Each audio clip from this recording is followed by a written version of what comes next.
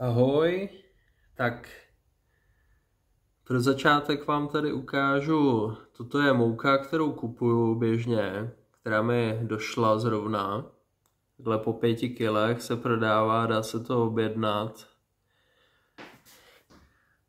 Já vezmu tady nějakou z Alberta žitnou mouku.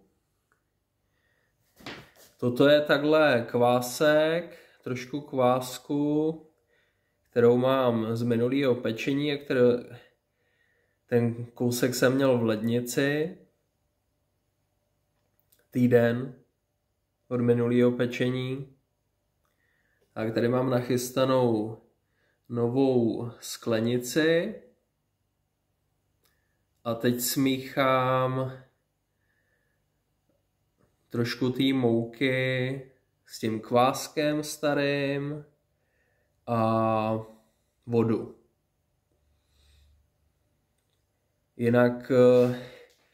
Jinak si nejsem jistý, jestli to je úplně správný postup jako pro tu nejlepší kvalitu toho kvásku, protože někdo mi ukazoval, že se má nechat třeba jenom v té sklenici trošku toho starého kvásku, aby tam toho bylo co nejméně a dát tam co nejvíc nový mouky a co nejvíc vody. Tak aby prostě to byl čerstvě vytvořený kvásek. Já prostě používám trošku, co mi zbylo z posledního a neřeším to.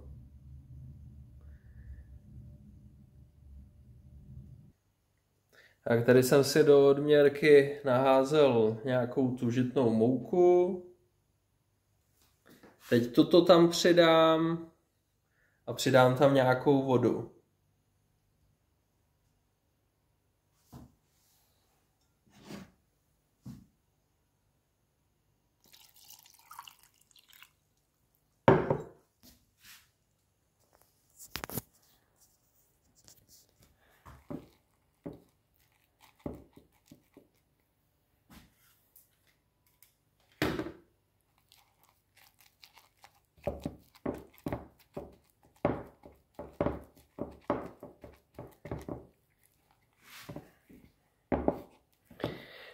Míchá se to blbě jednou rukou, když musím držet ten telefon. Tak si to na chvíli odložím, ten telefon.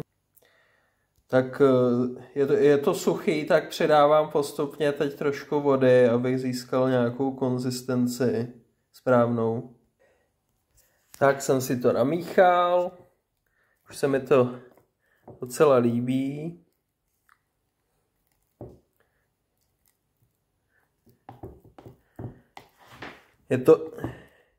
Je to promíchaný, musí to být dostatečně promíchaný, aby ta část, která je ten kvásek z minulého týdne, tam byla rovnoměrně v tom obsažená. Tak a teď vezmu kus, nebo lžíci pořádnou lžíci. A v tom je tedy obsažená, já nevím, třeba 10% toho starého kvásku a zbytek nová mouka a voda.